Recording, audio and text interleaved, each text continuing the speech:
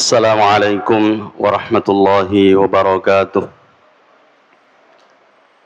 Alhamdulillahi rabbil alamin wal aqibatu lil muttaqin wala udwana illa 'alal zalimin. Asyhadu an la ilaha illallah wa asyhadu anna Muhammadan 'abduhu wa rasuluhu la nabiyya ba'dah. Amma ba'du fa ya ibadallah wa ya amatallah usikum wa iyaya awalan bitaqwallah faqad fazal muttaqun wa ahuthukum ala ta'atihi wa ta'ati rasulihi la'allakum turhamun. Ma'asyiral muslimin wal muslimat, jamaah maghrib yang semoga kita semua dirahmati oleh Allah Subhanahu wa taala. Pada pertemuan yang lalu kita telah menjelaskan keutamaan puasa, kemudian hukum puasa yang kita sebutkan sesuai dengan ahkam at-taklifi, ya. Maka kami memasukkan pada semua puasa itu hukumnya bisa wajib, bisa mandub atau sunnah, bisa mubah, bisa makruh, dan bisa juga haram, ya. Nah, selanjutnya juga sudah kita jelaskan syarat wajib puasa, yaitu ada yang menyebutkan 4, ada yang menyebutkan 6, ya. Dan yang 4 saya sendiri menjelaskan di beberapa, termasuk ceramah tarhib Ramadan yang terakhir saya berikan di Bekeru subuh Ahad yang lalu. Saya menyebutkan 4 saja, ya, karena yang keempat ini itu masuk padanya, ya, beberapa hal, ya, termasuk yang mukim, ya. Jadi mampu, ada yang tidak mampu karena safar, berarti tidak mukim. Nah, tapi yang 4 ini yaitu Islam, balik, berakal, dan suci dari haid dan nifas, khusus untuk wanita. Sehingga saya ingin mempertegas kembali bahwa ini syarat wajib yang masih banyak saudara kita tidak paham. Sehingga masuk bulan Ramadan mereka tidak puasa karena merasa tidak wajib, karena tidak mengetahui bahwa syarat wajib puasa itu adalah Islam. Jadi sampai seleko nawajika ko puasa. Nah, sehingga di Bekeru kemarin saya menyampaikan, kalau ada orang masuk Ramadan tidak puasa, ya 1 di antara 4 itu. Imaginatania seleng ya rega seleng ini kiadek panabalik, atau kalau dia sudah muslim dan balik, ya, tidak puasa, ya mungkin dia gila, tidak berakal, ya, atau ya mungkin dia haid. Nah, kalau laki-laki mana ada yang haid. Tapi Umar bin Khattab radhiyallahu anhu itu pernah menegur sekelompok pemuda yang tidak ke masjid padahal sudah diazan. Tegurannya, apa kamu haid? Gitu. Nah, sehingga pemuda ini menjawab, masa ada laki-laki haid? Buktinya kenapa tidak ke masjid? Ya, kalau Anda tidak haid, tidak berhalangan, Anda muslim, balik, berakal, harusnya ke masjid. Nah, sehingga ada yang menimpali apa yang saya ceramahkan kemarin itu, ya, dengan datang menyampaikan sendiri, wah, pakai nakaleki Ustaz. Ya, mudah-mudahan pakenanya bisa merubah itu, ya. Tapi banyak orang naiseng yang dikena, nah demo pana berubah. Jadi ada yang mengatakan bahwa berhasil, saya bilang tidak. Keberhasilan itu tidak dilihat pada penyampaian, ya. Jangan diukur keberhasilan itu dengan penyampaian yang diterima orang, tapi keberhasilan itu ketika, ya, apa yang disampaikan diterima dan diamalkan. Gitu. Oke, selanjutnya rukun puasa. ya, rukun puasa yang kita jelaskan pada pertemuan yang lalu baru satu, ya, yaitu niat. Nah, niat puasa, dan niat ini berbeda pendapat ulama apakah berniat puasa, ya, khususnya puasa Ramadan dan umumnya puasa-puasa wajib, ya, seperti puasa qadha Ramadan, puasa nazar, dan puasa kafarah. Ini adalah hukumnya wajib. Maka sebahagian ulama di madhab Syafi'iyah, Hanafiyah, dan sebahagian dari Hanabilah itu menyebutkan berniatnya wajib, ya, wajib sebelum terbit fajar, ya, sebelum terbit fajar, dan niatnya setiap malam, ya, setiap malam dia mau puasa, ya, berniat. Tapi bagi madhab Malikiyah dan sebahagian menyebutkan ada riwayat dari madhab Hanabilah, yakni Imam Ahmad bin Hambal, juga menyebutkan pendapat boleh, ya, berniat untuk satu Ramadan sekali, ya, di awalnya saja, dengan syarat ketika dia terputus atau batal di pertengahan, misalnya dia safar, ya, kemudian setelah kembali mau lanjut puasa lagi, dia harus berniat kembali. Nah, adapun niat untuk puasa sunnah, ya, sepakat ulama bahwa boleh berniat puasa sesudah terbit fajar, ya, jadi sesudah subuh, ya, dan ada satu riwayat menyebutkan Nabi Shallallahu Alaihi Wasallam berniat puasa sunnah itu menjelang zuhur, ya, menjelang zuhur. Tapi dengan syarat belum pernah ada yang masuk, ya. Jadi belum makan, belum minum, karena dalam riwayat ini disebutkan Nabi Shallallahu Alaihi Wasallam kembali dari, ya, sholat subuh itu, sampai di rumahnya bertanya, ada makanan?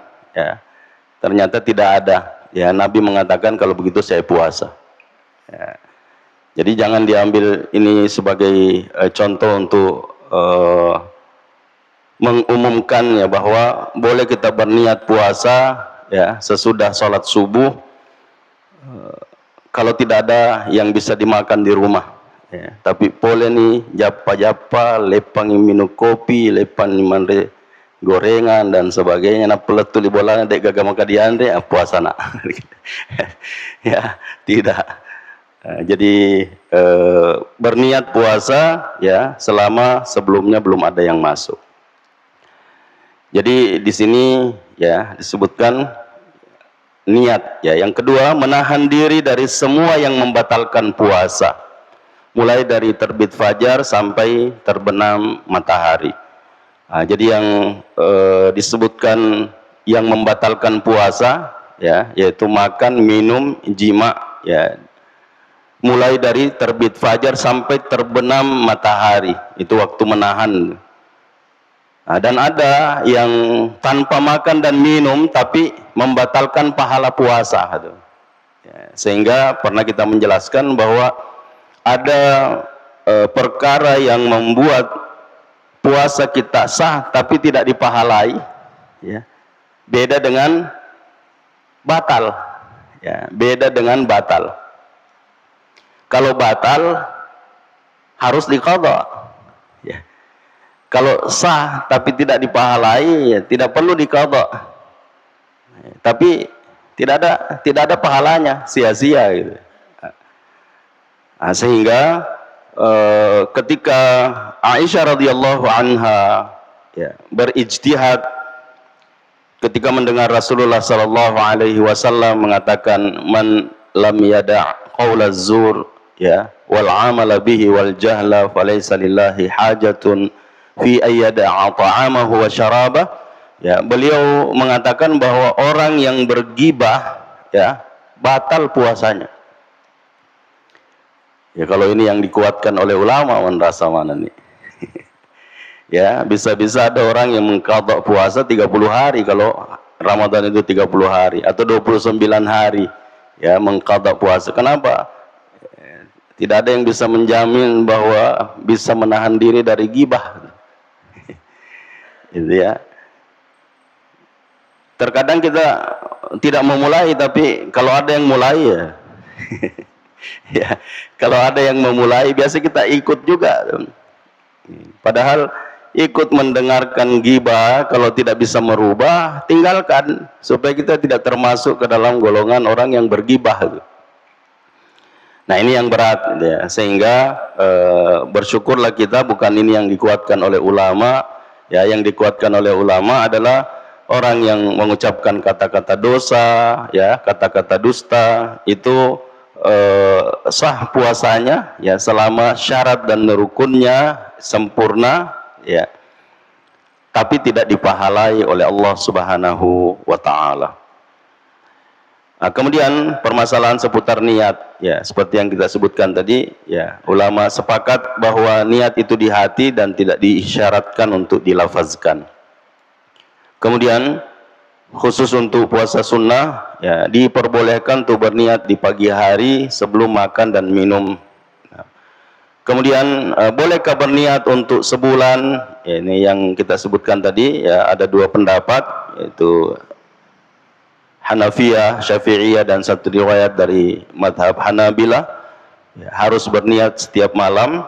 Dan pendapat yang kedua madhab Malikiyah dan riwayat lain dari Imam Ahmad atau madhab Hanabilah membolehkan satu niat untuk sebulan, karena puasa bulan Ramadan itu adalah satu paket ibadah ya. Tapi jika batal berpuasa karena safar atau sakit, maka dia harus berniat ulang ketika hendak melanjutkan atau puasa lagi. Pendapat ini dibenarkan dan dikuatkan oleh Syekh Al-Utsaimin ya, dalam kitab Syarah Al-Mumti' ya, jilid 6 halaman 370. Kemudian yang juga penting untuk kita jelaskan adalah pembatal-pembatal puasa.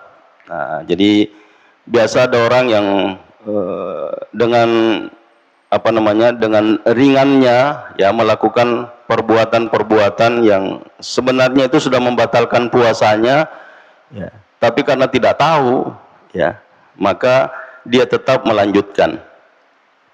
Yang pertama, makan dan minum dengan sengaja ya, artinya tidak lupa ya. Kalau lupa boleh diteruskan ya, yang tidak boleh adalah pura-pura lupa ya.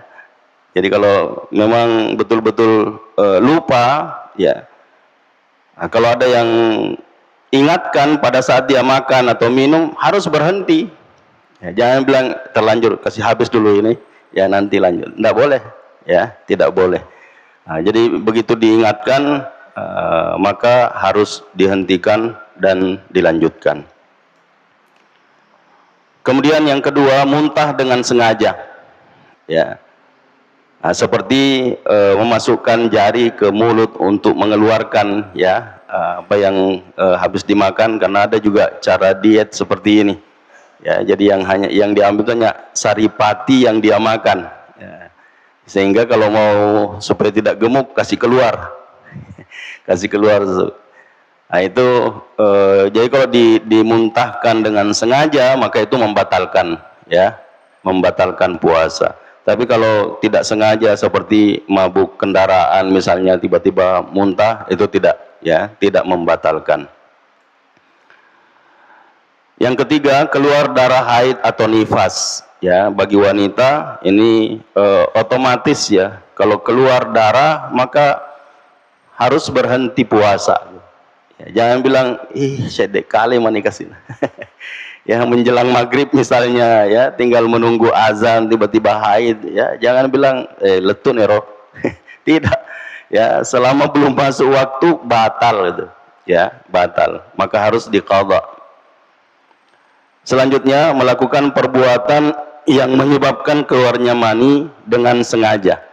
Nah, jadi keluarnya mani dengan sengaja ya, bagaimanapun caranya itu membatalkan puasa ya, kecuali dengan yang tidak sengaja ya, seperti mimpi atau orang sakit ya. Orang sakit biasanya keluar mani tanpa terasa, yaitu tidak membatalkan puasa. Kemudian berniat membatalkan puasa sebelum waktu berbuka. Nah, ini yang banyak ini. Ya. Jadi kecuali kalau di awal ya, di awal mengatakan saya berniat puasa, tapi kalau nanti saya tidak kuat saya batal. Ya, saya batalkan. Itu kalau tidak kuat, berarti ada qarinah itu.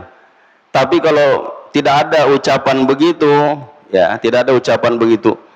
Begitu lihat sesuatu yang batal dah, ya, dia berniat membatalkan puasanya sebelum masuk sudah batal, meskipun tidak makan, ya, meskipun tidak memakannya. Perlu hati-hati ini, ya, perlu hati-hati.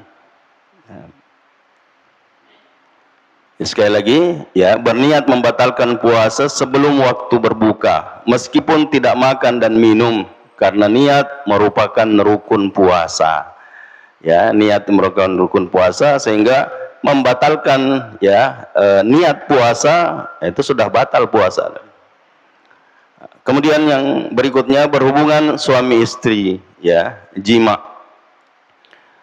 Nah, meskipun di sini ada permasalahan, ya, sehingga ada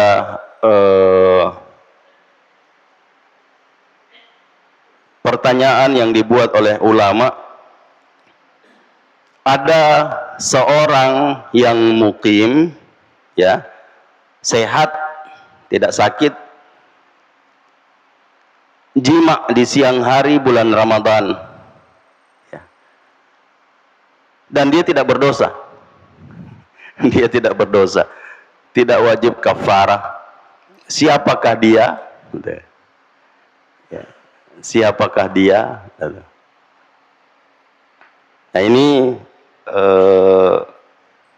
kita tidak bisa menjawab kecuali dengan jawaban, ya, beliau sendiri gitu. Sehingga jawabannya adalah laki-laki yang baru datang dari safar, ya. Tadi kan waktu musafir dia tidak niat puasa tuh. Sampai di rumahnya, ya, dia sudah mukim. Tapi tadi dia tidak puasa, ya, dia sehat, dia tidak sakit. Nah, ketemu dengan istri yang baru berhenti haid, yang tadi tidak puasa, ya, tidak berniat puasa, di pertengahan hari, ya, berhenti haidnya, dia mandi, kemudian datang suaminya berhubungan, tidak berdosa. Ya, jadi ada orang yang tidak wajib kafarah dan dia tidak berdosa, ya, padahal dia berjima di siang hari. Tapi selain dari itu, ya, semuanya, ya, berhubungan suami istri itu adalah membatalkan puasa. Yanzil aw lam yanzil, ya, keluar mani atau tidak keluar, ya, yang jelas berhubungan. Yang dimaksud di sini nikah, ya, nikah yang jima. Tapi kalau hanya bercumbu misalnya, ya, ini tidak membatalkan selama, ya, tidak keluar. Ya, karena ada juga, ya, baru bercumbu keluar. Itu batal, gitu ya, batal. Nah, jadi makanya hal-hal yang makruh dilakukan itu adalah melakukan sesuatu yang bisa mengundang syahwat. Ya, nanti kita akan lihat itu. Berikutnya, memasukkan cairan infus, ya, atau suntikan ke dalam tubuh yang bukan obat, ya, karena ada infus nutrisi, ya, gizi. Ya, ini kalau pengganti makanan itu membatalkan, ya, meskipun pendiri pesantren, ya, pendiri pesantren almarhum itu mengatakan selama makanan itu tidak masuk lewat mulut tidak batal, ya, selama makanan itu tidak lewat mulut, ya, kalau dia masuk lewat hidung tidak batal. Kenapa? Bukan lewat makan itu, ya. Sehingga beliau berpendapat meskipun masuknya itu langsung ke lambung, ya, makanan itu bukan sesuatu yang membatalkan, karena yang membatalkan puasa adalah yang masuk lewat rongga mulut, ya, yang masuk. Jadi makanan dan minuman yang masuk lewat mulut.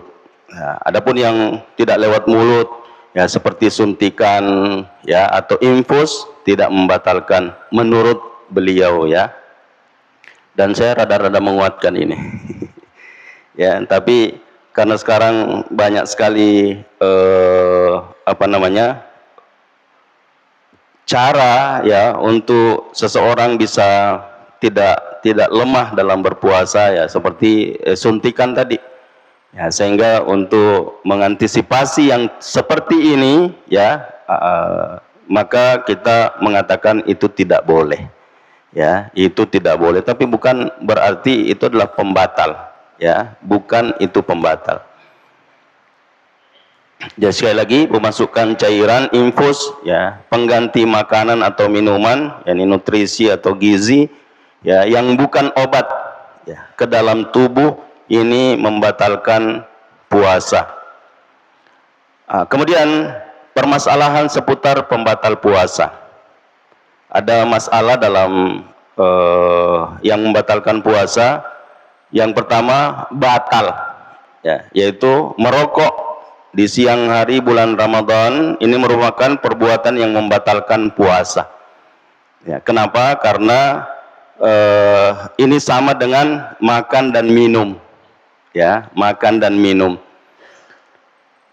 Sehingga kalau dalam bahasa Arab memang merokok itu disebut syurbud dukhan, ya, syurb, minum asap, ya, minum asap. Nah, jadi disebutkan bahwa merokok itu membatalkan puasa. Nah, sehingga jangan sampai ada yang mengatakan kan ini bukan makan minum tuh, cuma asap, ya, cuma asap.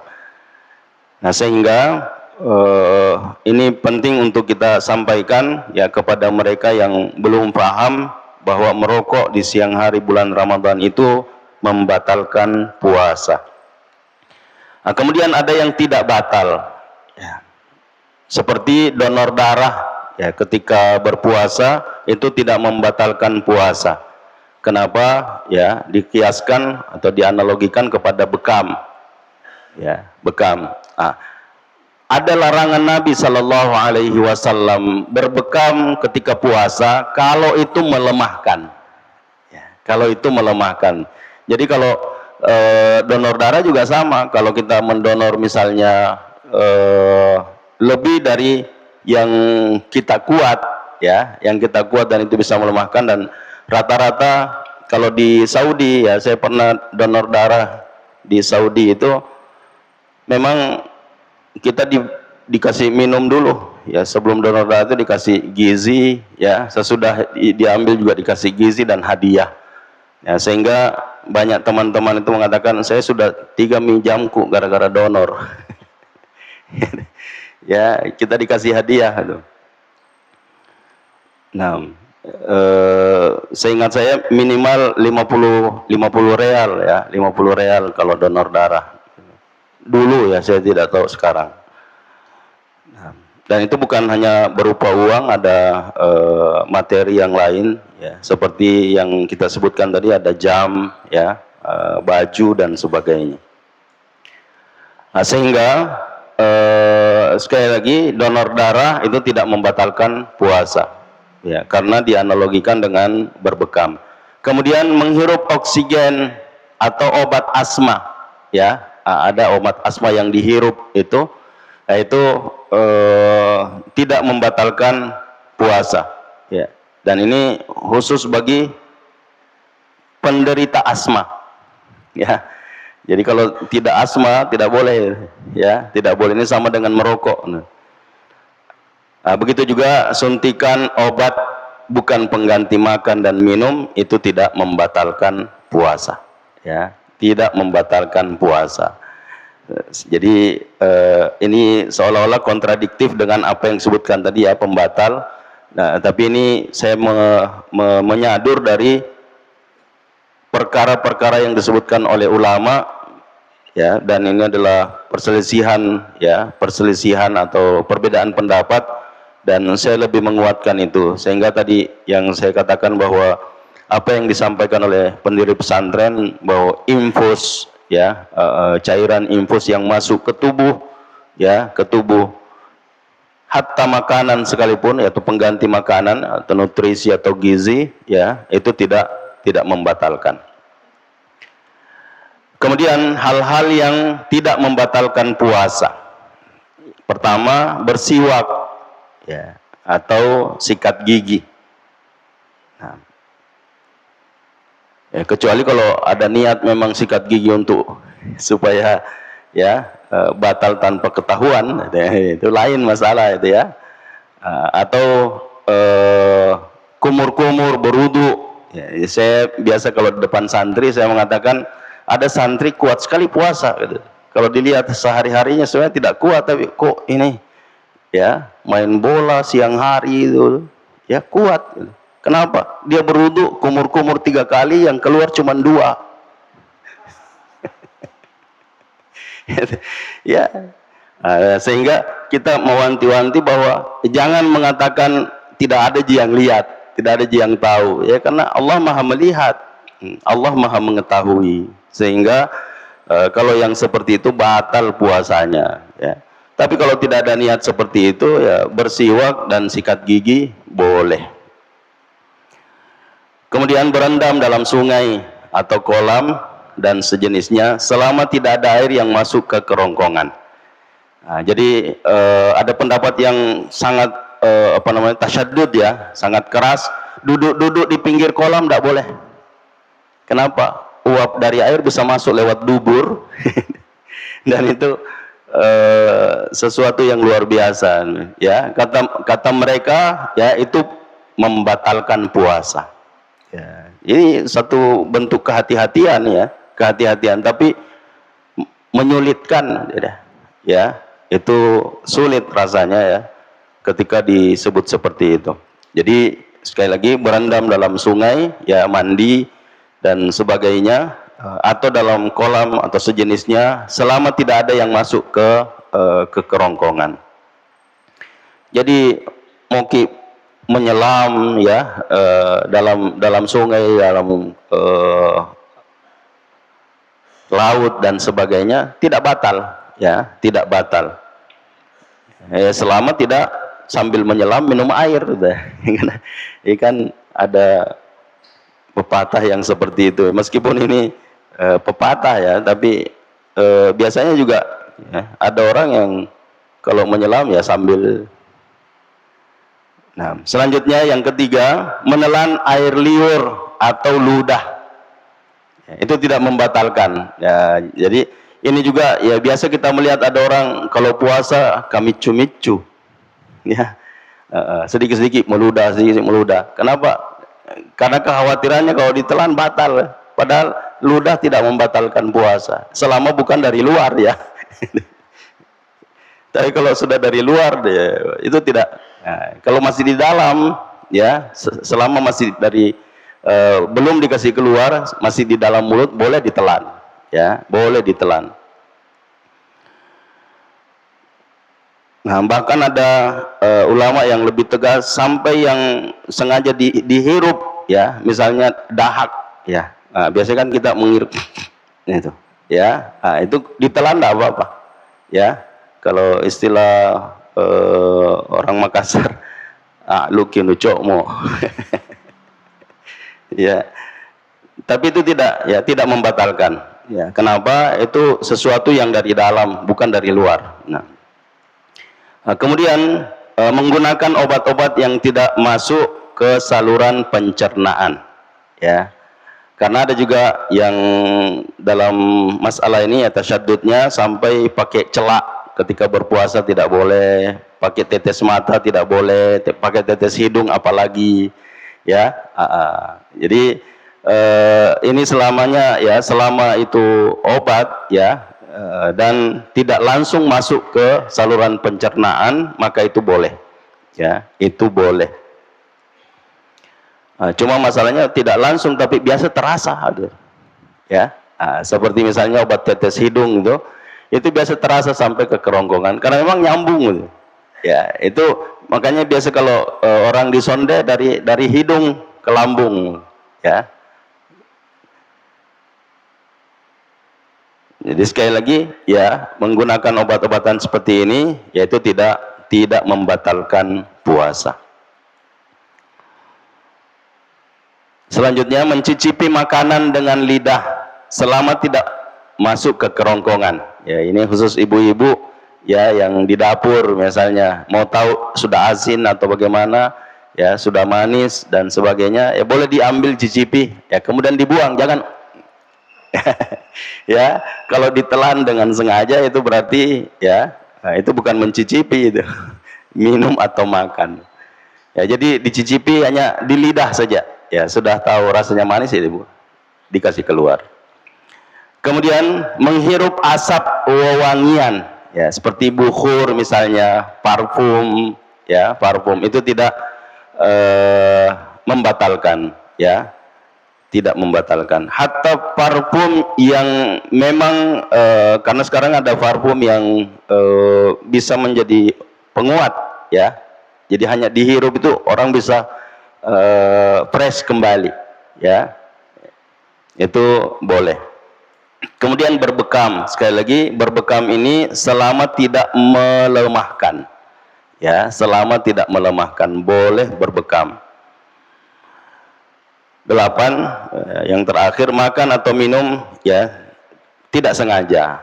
Nah, jadi ini tidak membatalkan puasa kalau lupa, ya kalau lupa.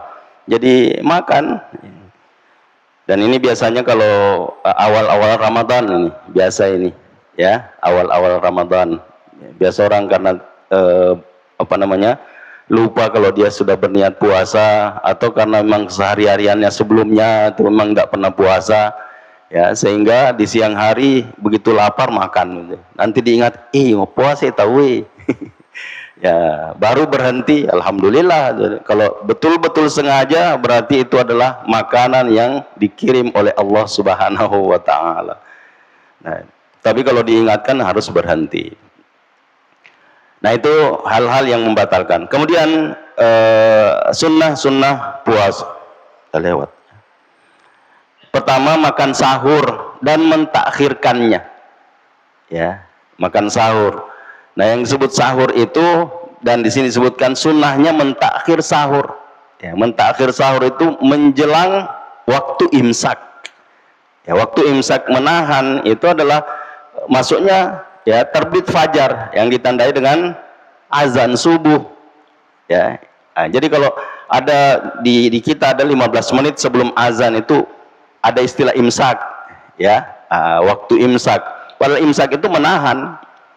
Nah, ini kehati-hatian, ya kehati-hatian. Jangan sampai sudah masuk waktu menahan kita masih makan minum, ya, sehingga dikasih waktu jeda antara waktu masuknya ya waktu menahan itu dengan cara ya dulu kalau di RRI ada itu ya suara ayam sesudah Pak Kiai dan Naba ya, sekarang sudah tidak ada, sudah tidak berlaku itu. Nah,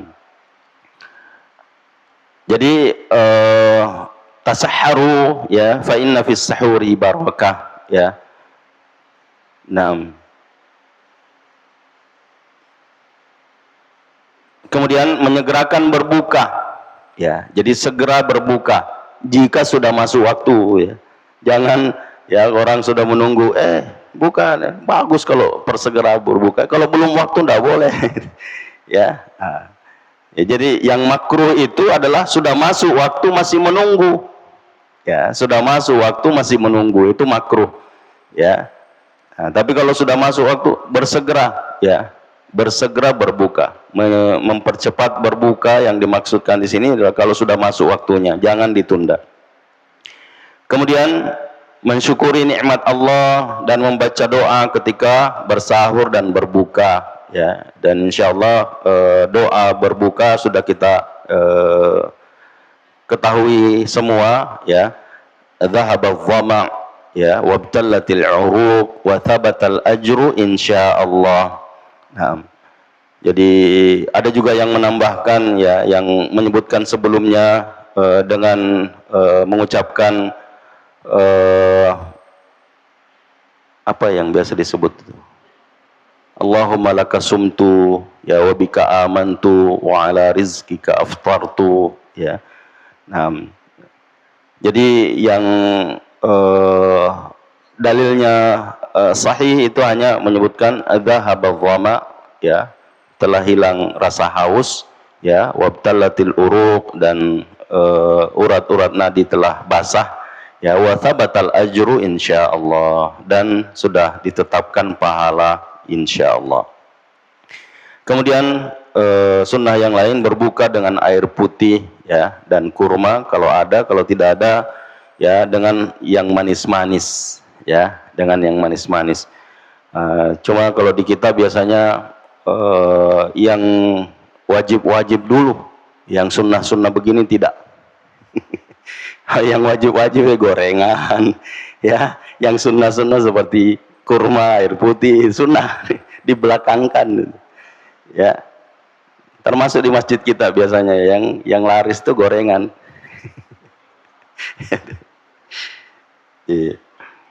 Nah, kemudian yang berikutnya, ya, kita terakhir pada masalah sunnah ini, tidak berlebih-lebihan saat berbuka, ya, tidak berlebih-lebihan saat berbuka. Jadi jangan semua yang ada di depan kita, ya, kita sikat semua sampai akhirnya mau sholat maghrib, ya, susah. Ya, lece itu. Ya, ini khawatirnya kalau nanti sholat begitu ruku keluar semua. Naudzubillah. Nah, kemudian tidak melakukan perbuatan sia-sia ketika berbuka. Jadi perbaiki berzikir dan sebagainya, ya, khususnya berdoa, karena ada jaminannya doa orang yang berbuka itu tidak ditolak, ya, doa orang yang berbuka tidak ditolak. Memberi makan atau minum untuk orang yang berbuka, ya, bersungguh-sungguh beribadah pada 10 terakhir di bulan Ramadan ini, bertalian dengan Ramadan, ya. Dan itu menjaga ibadah qiyamul lail pada Ramadan, melaksanakan umrah pada bulan Ramadan, melaksanakan i'tikaf pada 10 terakhir bulan Ramadan ini bertalian dengan Ramadan, ya. Dan bukan kaitannya dengan puasa, tapi kita menyebutkan untuk sebagai pelengkap. Kemudian yang berikutnya hal-hal yang makruh. Mudah-mudahan masih ada waktu satu kali lagi, ya, satu pertemuan, ya, kita bisa menjelaskan tentang masalah sampai pada ini, ya, mana lebih utama bagi musafir, berpuasa atau berbuka, ya. Kemudian ada orang yang tidak wajib berpuasa diambil dari yang tidak mampu tadi, ya. Kemudian ada cara menentukan awal dan akhir Ramadan, ya. Meskipun ini sebenarnya tanpa kita ketahui juga sudah tidak ada masalah, ya. Tapi saya ingin menyampaikan, ya, supaya kita bisa saling menerima perbedaan, ya, karena kita tahu dalilnya, ya, karena kita tahu dalilnya. Jadi apa dalil orang yang mengatakan yang menentukan itu dengan ru'yah seperti ini dalilnya, yang menentukan dengan hisab seperti ini dalilnya, ya, sehingga kita tidak mengatakan bahwa seperti ada yang pernah, ya, yang biasa saya dengarkan bahwa 7 sitawe diase.